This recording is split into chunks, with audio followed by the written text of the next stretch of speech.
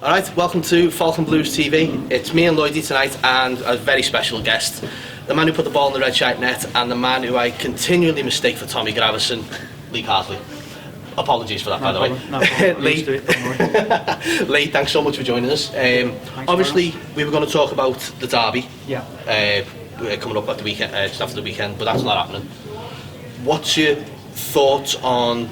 So we'll talk about what your thoughts on how Everton have been throughout the season, then more than anything. I think we just need to just rewind it all back, really. Yeah, I think they've been really good in parts, really poor in parts. I think inconsistency has been the story of the season. I think just when you think that we're going into a bit of good form, you get a performance like we did on Saturday, which I'm sure like a lot of people didn't see coming. But really confident about the future of the club. Exciting appointment with Carlo Ancelotti.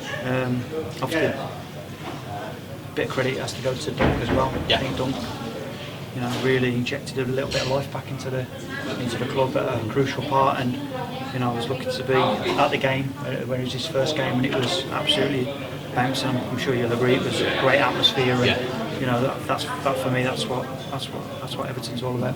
You touched on that before, just then, about the fact that we've played well in some games and not particularly well in others. Why do you think that is? Why do you think that consistency is lacking? Well, I think if anyone knew the answer to that, you'd have it for sus, wouldn't you? But I think so. I'm not sure. I really don't know. I mean, it's really difficult to put your finger on, and that's one of the biggest frustration is that.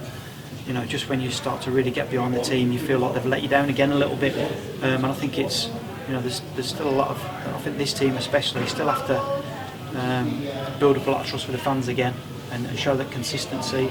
I think there's ways to lose a game, and I think if you lose a game looking like you're trying really hard and you're giving your all for the shirt, I think the Evertonians will accept a lot of poor performances, but to lose in the manner, I'm not sure is the right way. Well, I think you've hit the nail on the head there in terms of the attitude and the poor performance. Because if you go back to the Chelsea game, the one that you touched on with Doug Ferguson when he first took over, and it's the same team that we played last week, and the two performances are completely different, aren't they? Yeah, definitely. And I think it's.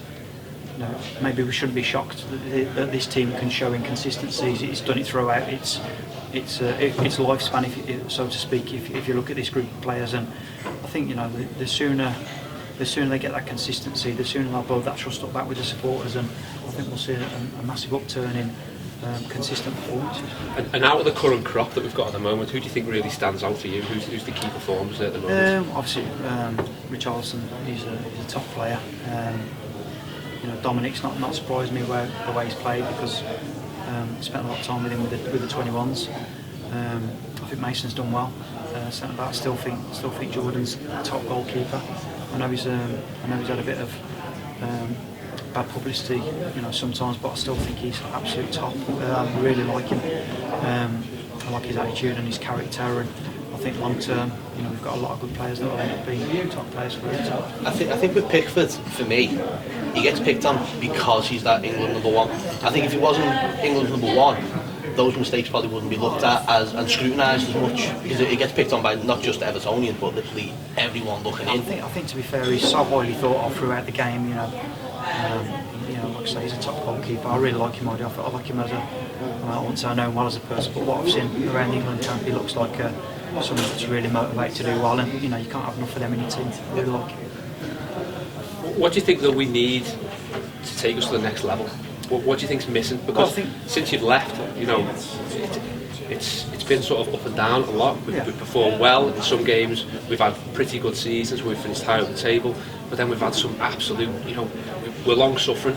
What do you think that we're going to need to take us to the next level? Well, I think we ideally now, this manager is given a chance to really invest his time and his style of playing to the club.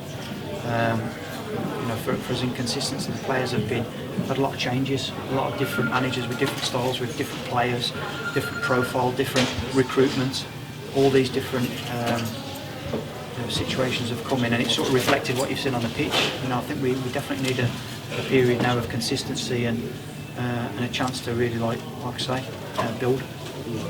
I know it's disappointing with the situation currently now with the Premier League taking a hiatus and everything, and obviously Mikel, former player, former teammate, picking up his virus. No one wants to see it, and we wish Mikel Arteta all the best. There's been a lot of talk about Everton mainly saying it, close the league, shut the league down now, we don't want anyone winning it, that's all. What are your thoughts? Would you say restart the league in maybe a month's time, 8 weeks? I think it's going to take a while before anything gets back to normal, but what's your thoughts on it? I mean, I'm definitely not a disease expert or anything like that, and I think it just... You're not like Jürgen anyway. No, at times like this, it really does put football into some perspective on it. I think whether the league's delayed or we start again next season, I'm not sure what the right thing to do is. The main thing for me is to obviously get as many people better as we can, as quick as we can, and like I say, it just puts football into perspective, doesn't it? Amazingly, the last few days have just been a whirlwind through it, not just in in my work, my line of work, in Mike's line of work. It's just been everyone just be like, what do we do? What's the next step? I think it's the not really understanding it and not knowing what's next, which is the most not worrying but unsettling, because it's everyone's going to miss the footy tomorrow on Monday, but more importantly, there's people dying, so that's more important. So hopefully the sooner this can get sorted out, the better. How do you think the players are preparing for things like this, and how do you think that the impact it's going to have on the training? As a professional? I was actually thinking about that when I was on my way up. What would I do myself?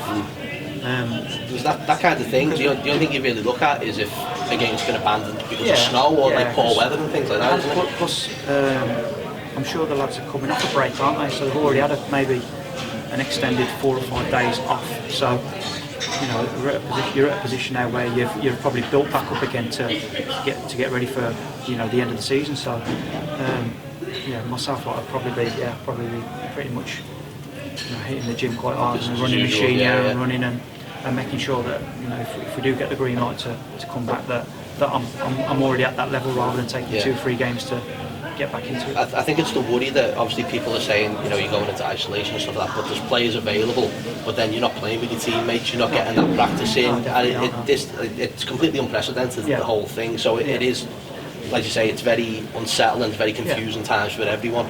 So I think we've just got to ride it out more than anything. I think from the football perspective, everyone's in the same boat. It's not like some teams are in and some aren't. It's the most important thing is like you say, that it's not spreading too much and that people aren't dying. Exactly. That's nailed it, haven't you? Great. Okay, Lee. I know we would have had this longer, but obviously we haven't got a great deal to talk about. But probably just about yourself. What are you up to now at the moment? So I coach the England under-21s. Right. Okay. Yeah. So So like you say, you've seen a lot with Dominic. With Dominic and Tom, John, Joe, Kieran. Been quite lucky to see their development and see the ups and the downs with them all. And obviously, I take a real interest in the Everton lads, and always want them to do well. Always want to know what's going on at the club and how they're doing. And I think I said it maybe a year ago in terms of the infrastructure of the players that they develop for the England teams. There's some really good talent out there, and it's exciting times for English football. And in terms of you, where do you see yourself in the next couple of years, 5 years? What are your ambitions? Well, at some point to be a head coach. I think we've got a European campaign now that in 18 months we'll end playing in Euros for the under-21s, and then just see what happens. But ultimately at some point I'll have a go at being head coach. Managing the Blues at Bramley Moor, then is that the ultimate? I'm not sure. Alongside Unzi. I'm not sure. I mean, it'd be great at some point to come back to Everton, but it's they've got some top coaches there already, and I'm sure that if anything ever did come up, I'd love to have a go. Great stuff. Well, Lee, thank you very much for joining us. So make sure you like and subscribe to the channel. Follow us on Twitter at @FalconBluesTV. So for me, Lloydie and Super Lee Carsley, up the toffees. Catch us in a bit.